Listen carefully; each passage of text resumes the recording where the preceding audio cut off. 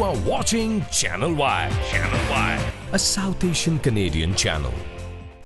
Hello, everyone, and welcome to Y Media Group. I am your host, Shelly Seni. Today, I'm joined by Paul Vicente, Councillor for Wards 1 and 5 for the City of Brampton. Thanks for joining us, Councillor. Thank you so much, Shelley. It's really a pleasure to be here together with you and your viewers on Y Media.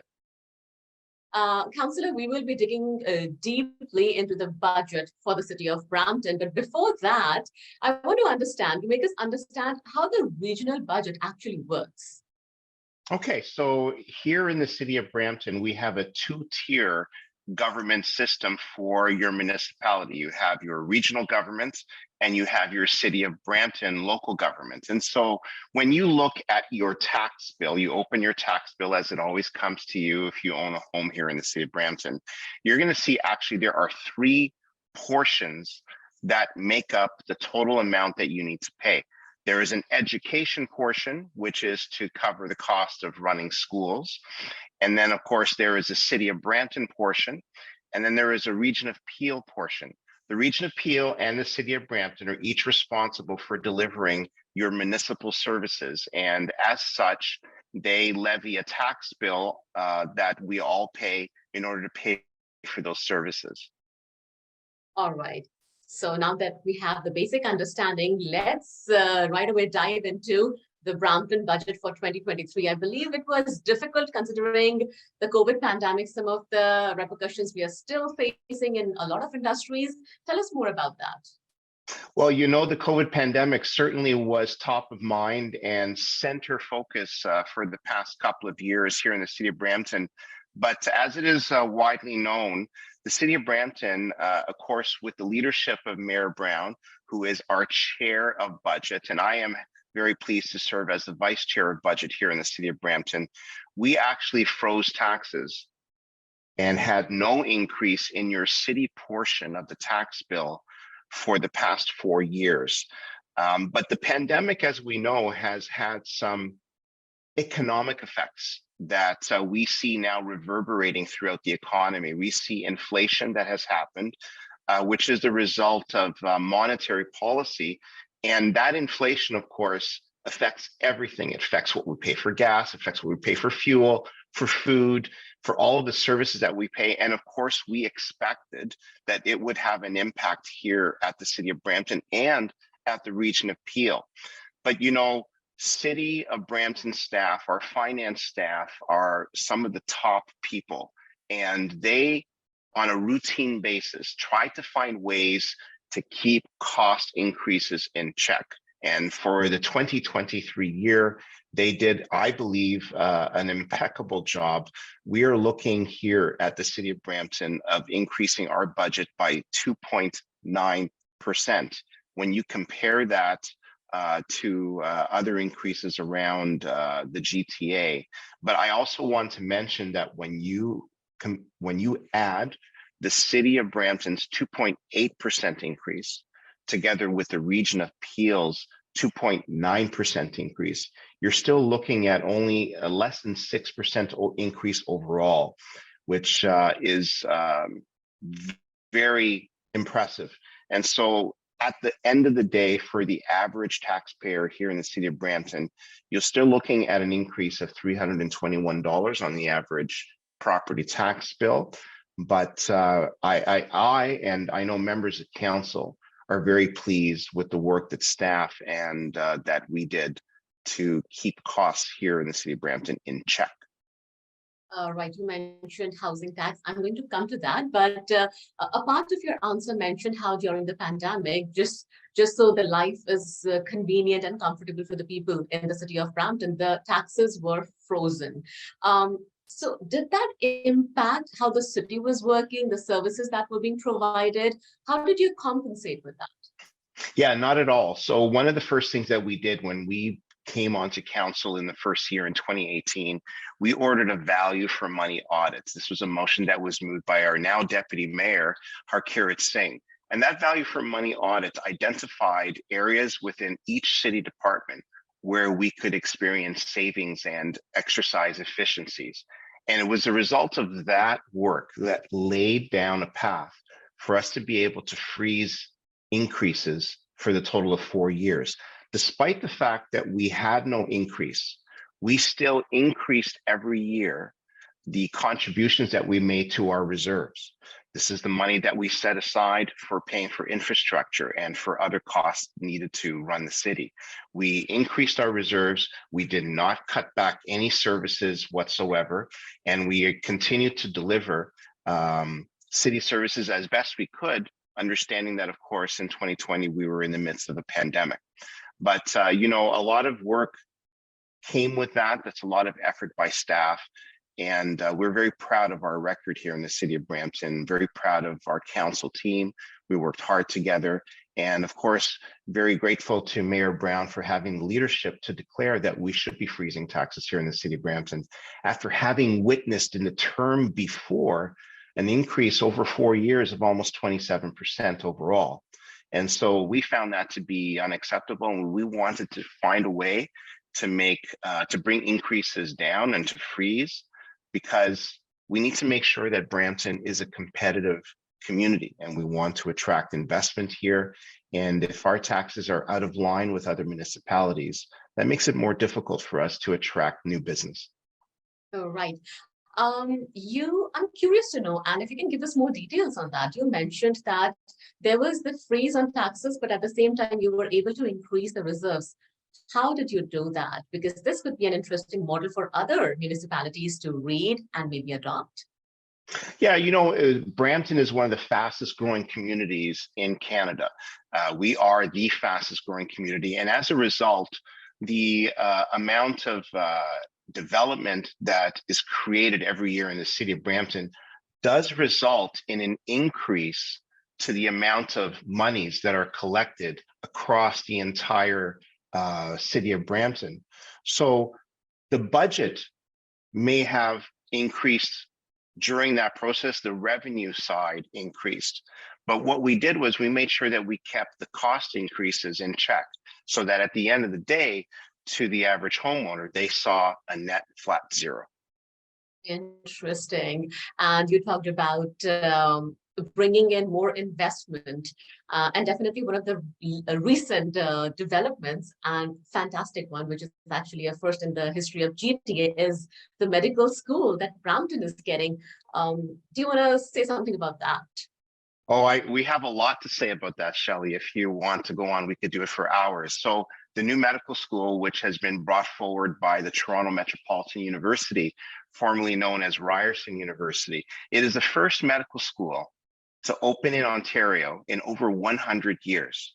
We can tell you that we know that municipalities all across the GTA wanted to land this brand new institution, and we're so proud that the first new medical school in 100 years is now being established here in the city of Brampton.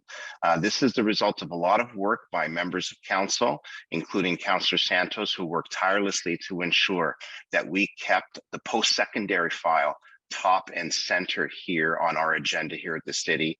Also, Councillor Singh, now our deputy mayor, who worked tirelessly in that regard as well. But at the end of the day, what are we looking at? We are looking at continued investment by Toronto Metropolitan University, which follows on the investments that they made in the previous term with their new cybersecurity school that opened in 2019 here in the city of Brampton.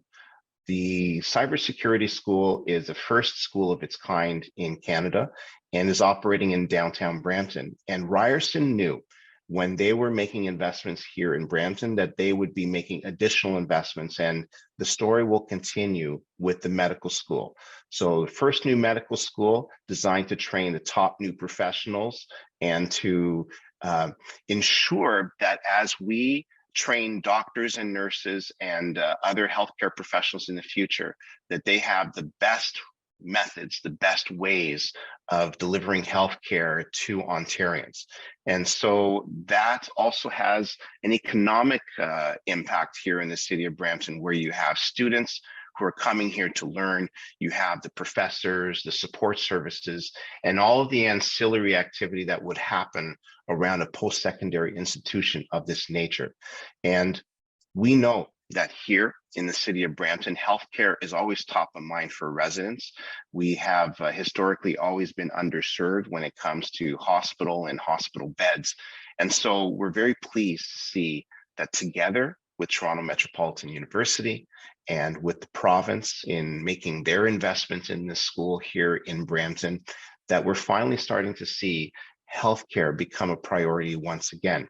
Now, when we go back to the budget, which we mentioned in the previous section, I would be remiss if I didn't point out that within the budget, we are making significant investments to help pay for the equipment costs for the new Peel Memorial expansion that will be happening at the Peel Memorial Center for Healthcare. And that will now become a full hospital with an ER and all of the services that one would expect with acute care being delivered and beds, et cetera.